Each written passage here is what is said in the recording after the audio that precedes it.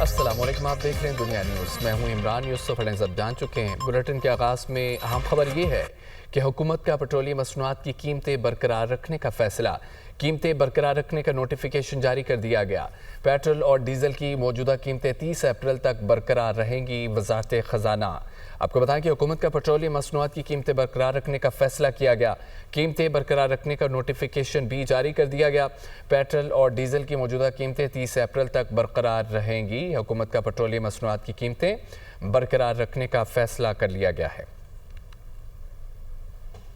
عوام کو بجلی کی قیمتوں میں 51 ارب روپے سے زائد ریلیف ملنے کا امکان ہے۔ رواں مالی سال کی تیسری سہ ماہی ایڈجسٹمنٹ کی مد میں بجلی سستی ہوگی۔ ڈسکوز کی جانب سے نیپرا میں درخواست جمع کرا دی گئی۔ نیپرا 29 اپریل کو درخواست پر سماعت کرے گا۔ عوام کو بجلی کی قیمتوں میں 51 ارب روپے سے زائد ریلیف ملنے کا امکان ہے۔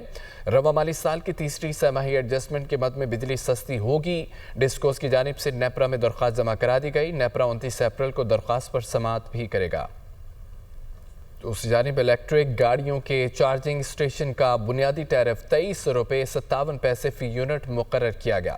الیکٹرک چارجنگ اسٹیشنز کے لیے 21 روپے 58 پیسے فی یونٹ کمی کی گئی ہے۔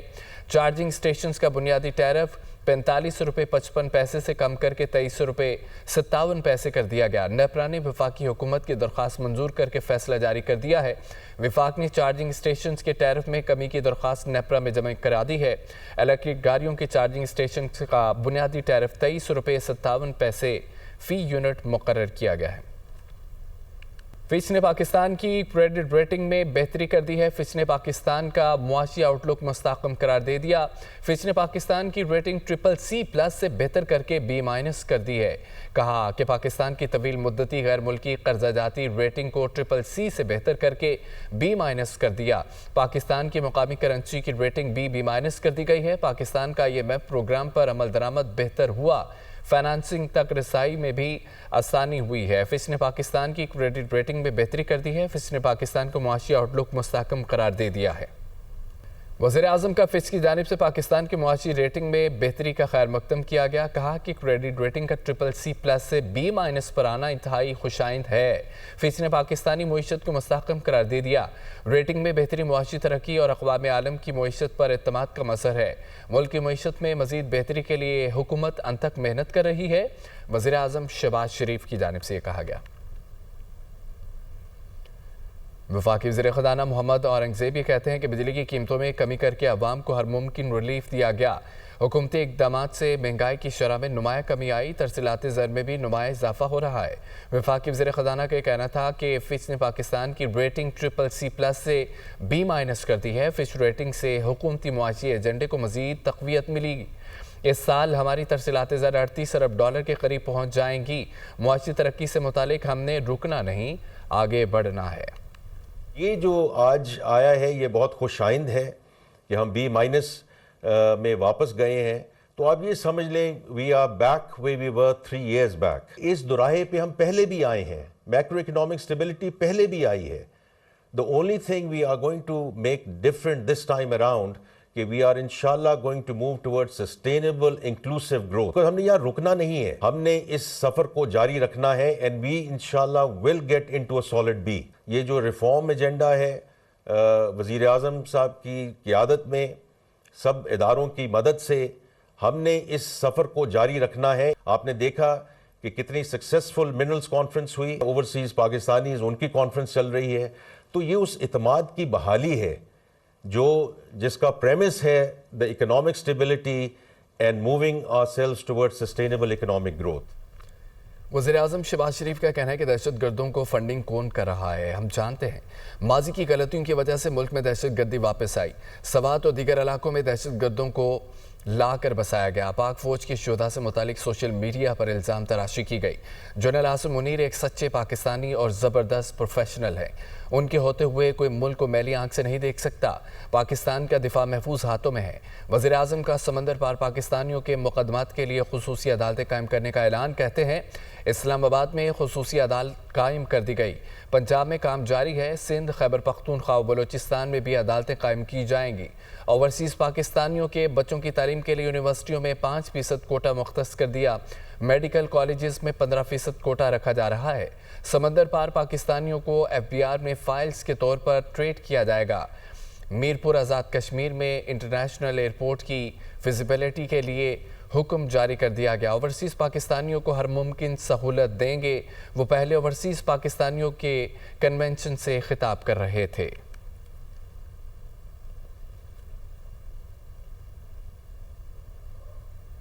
پھیلائی گئی ہے، اس کے تانے بانے کہاں ملتے ہم سب جانتے ہیں۔ کون ان کی فنڈنگ کر رہا ہے، کون ان کو پیسے دے رہا ہے۔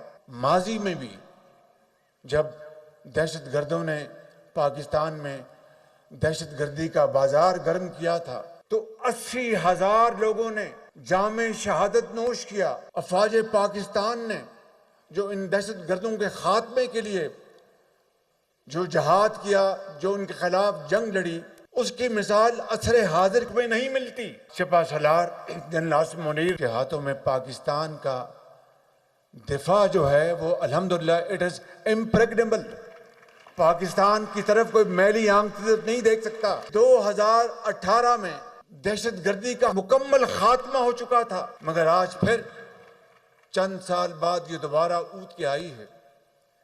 اس کی تفصیل میں جائے بغیر میں یہ کہنا چاہتا ہوں کہ پچھلے چند سالوں میں فاش غلطیاں کی گئیں اور درجنوں نہیں سینکڑوں لوگوں کو وہاں پر دوبارہ یہاں پر سوات میں اور دوسری جگہوں پر آباد کیا گیا۔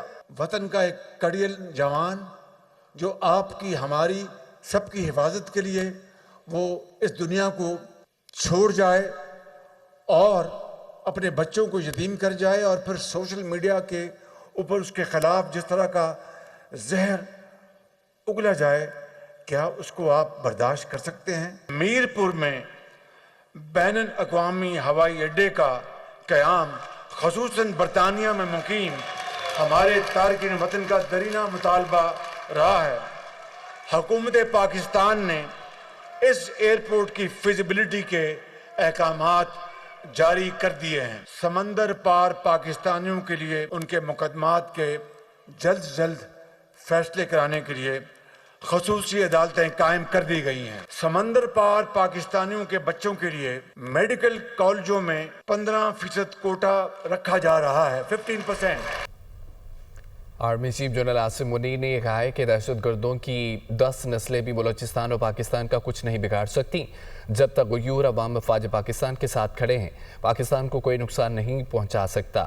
جو پاکستان کی ترقی کے راستے میں حائل ہوگا، ہم مل کر اس رکاوٹ کو ہٹا دیں گے۔ رپورٹ دیکھیے۔ کیا دشمنوں کا یہ خیال ہے کہ مٹھی بھر دہشت گرد پاکستان کی تقدیر کا فیصلہ کر سکتے ہیں؟ دہشت گردوں کی 10 نسلیں بھی بلوچستان اور پاکستان کا کچھ نہیں بگاڑ سکتی۔ بلوچستان پاکستان کی تقدیر اور ہمارے ماتھے کا جھومر ہے۔ جب تک غیور عوام ساتھ کھڑے ہیں، آپ کی فوج ہر مشکل سے بآسانی نبردآزما ہو سکتی ہے۔ Army chief general Syed Asim Munir کا اسلام آباد میں پہلے اوورسیز پاکستانی کنونشن سے خطاب۔ سپہ سالار کا کہنا تھا کہ میں آج بیرون ملک مقیم پاکستانیوں کے جذبات دیکھ کر بہت متاثر ہوا ہوں۔ آپ صرف پاکستان کے سفیر ہی نہیں، پاکستان کی وہ روشنی ہے جو پورے اقوام عالم پر پڑتی ہے۔ انہوں نے کہا کہ جو لوگ برین ڈرین کا بیانیہ بناتے ہیں وہ جان لیں یہ برین ڈرین نہیں بلکہ برین گین ہے۔ بیرون ملک پاکستانی برین گین کی عمدہ ترین مثال ہیں۔ جنرل سید عاصم منیر نے مزید کہا کہ آج ہم مل کر واضح پیغام دے رہے ہیں کہ جو پاکستان کی ترقی کے راستے میں حائل ہوگا، ہم مل کر اس رکاوٹ کو ہٹا دیں گے۔ آپ جس ملک میں بھی ہوں، یاد رکھیں کہ آپ کی میراث ایک اعلیٰ معاشرہ، نظریہ اور تہذیب ہے۔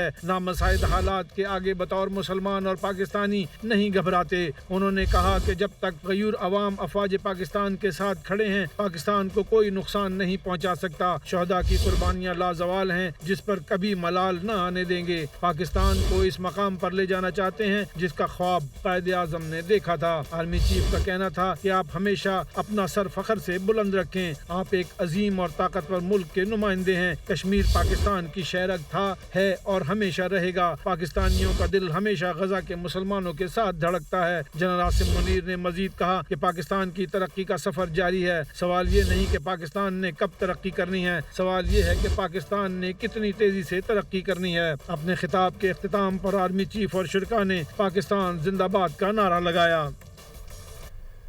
हुकूमत ने आलमी मार्केट में पेट्रोलियम मसनूआत की कीमतों में रिलीफ सारिफिन को मुंतकिल न करने का फैसला किया है। वफाकी कैबिनेट के इजलास में वज़ीर-ए-आज़म ने ऐलान किया कि ये रकम बलूचिस्तान की अहम शाहराह को दोरया करने और कच्ची कैनाल के फ़ेज़ 2 पर खर्च की जाएगी। रिपोर्ट देखिए। वज़ीर-ए-आज़म की ज़ेर सदारत वफाकी काबीना का इजलास। आलमी मार्केट में तेल की कीमतों में कमी, अवाम को मुंतकिल न करने का फैसला। रकम बलूचिस्तान की शहराह दोरया करने पर इस्तेमाल करने का फैसला। इजलास से खिताब करते हुए वज़ीर-ए-आज़म ने ऐलान किया, बचत की गई रकम को चमन, कोयटा, कलात, खुजार, कराची, शहराह N25 दोरया करने पर खर्च किया जाएगा। हिदायत की कौमी शहराह की बहाली मोटरवे के मयार पर की जाए। मजीद कहा, बचत की गई रकम कच्ची कैनाल का फ़ेज़ 2 मुकम्मल करने में भी इस्तेमाल होगी। इससे बलूचिस्तान की सैकड़ों एकड़ जमीन सैराब होगी। कराची, कल्लात, खुजार, कोयटा और चमन, ये जो है इसको खूनी सड़क कहते हैं। ये सिंगल रोड है, लेकिन फंड्स के बगैर तो अपना ये मुकम्मल नहीं होगा। अब पाकिस्तान में अल्हम्दुलिल्लाह आप देखें कि केपी से लेके सक्कर तक बेहतरीन मोटरवे बन चुकी है। अब आगे जो है सक्कर, हैदराबाद, कराची ये बनने वाला है। उम्मीद की जानी चाहिए अगर अल्लाह ताला को मंजूर हुआ तो ये M6, M9 इंशाअल्लाह इन्वेस्टमेंट से होगा। वज़ीर आला बलूचिस्तान सरफराज बुगटी भी इजलास में खुसूसी तौर पर शरीक थे। वज़ीर आला ने N25 की बहाली और दीगर तरक्याती मंसूबों के लिए वज़ीर आज़म का शुक्रिया अदा किया। काबीना ने पेट्रोलियम लेवी ऑर्डिनेंस 1961 में तरमीम की मंजूरी दी। इजलास में सस्टेनेबल इन्वेस्टमेंट स्कूक फ्रेमवर्क की मंजूरी भी दी गई। National agree trade and food safety authority के क़याम का बिल पार्लियामेंट भेजने की सिफारिश की गई। अब शामिल करेंगे न्यूज़ अपडेट्स। आलमी मंजरनामे से खबर यह है कि वाइट हाउस की प्रेस सेक्रेटरी कैरोलाइन ल्यूट का यह कहना है कि हम 15 से ज़्यादा तिजारती मुआहिदों पर गौर कर रहे हैं। सदर ट्रंप ने कारपोरेट टैक्स की शरह बढ़ाने का कोई फैसला नहीं किया। सदर ट्रंप ने हार्वर्ड यूनिवर्सिटी पर वाज़ेह किया है कि उसे कानून की पाबंदी करनी चाहिए। सदर ट्रंप कॉलेज कैंपस में यहूद दुश्मनी को बर्दाश्त नहीं करेंगे। वाइट हाउस प्रेस सेक्रेटरी का मजीद ये भी कहना था कि डोनाल्ड ट्रंप ने आज ओमान के सुल्तान से बातचीत की है। दोनों रहनुमाओं ने हूसियों के खिलाफ जारी कार्रवाइयों पर तबादला ख्याल किया। ईरान के साथ जौहरी प्रोग्राम पर बातचीत हफ्ते को तय है। तिजारती जंग की बॉल चीन के कोर्ट में है। चीन को हमारे साथ मुआहदा करने की ज़रूरत है, हमें नहीं है। अमेरिका का ईरान के साथ मुज़ाकरात का आइंदा दौर एटमी हथियारों पर मबनी होगा। अमेरिका का ईरान से मुआहदा यूरेनियम की अफरोदगी और जौहरी प्रोग्राम से मुतालिक होगा। ईरान के ज़ख़ीरा मिसाइलों को भी मुआहदे का हिस्सा बनाया जाएगा। ट्रंप के खुसूसी एलची का ईरान के साथ बातचीत के दौरान दौर पर मज़ीद तबसरे से गुरेज। अमरीकी सदर डोनाल्ड ट्रंप के खुसूसी एलची बराए मशरिक़ वस्ता स्टीव की अमरीकी टीवी से बातचीत हुई। अमरीका का ईरान के साथ मुज़ाकरात का आइंदा दौर एटमी हथियारों पर मबनी होगा। अमरीका का ईरान से मुआहदा यूरेनियम की अफरोदगी और जौहरी प्रोग्राम से मुतालिक होगा। रूस अमेरिका के दरमियान यूक्रेन के लिए मुआहदे की तस्वीर वाज़ेह नहीं है। दोनों अतराफ से डील के लिए सियासी मंशा नज़र आती है। तर्जमान कैरोलिन के मुताबिक रूस का अमेरिका के साथ रवाबित और मुस्बत पेशरफ जारी है। रूस ने अमेरिका से अमन मुआहदे के लिए वक्त का तयन नहीं किया। रूस का अगर अमेरिका से कोई मुआहदा हुआ तो वो बड़ा तामीरी और मुफीद होगा। यूरोप नहीं चाहता कि रूस के अमेरिका के साथ बातचीत आगे बढ़े। रूस अमेरिका के दरमियान यूक्रेन के लिए मुआहदे की तस्वीर वाज़ेह है। दोनों इतराफ से डील के लिए सियासी मंशा नज़र आती है। तर्जमान क्रेमलिन के मुताबिक रूस का अमेरिका के साथ राब्ता और मुस्बत पेशरफ जारी है।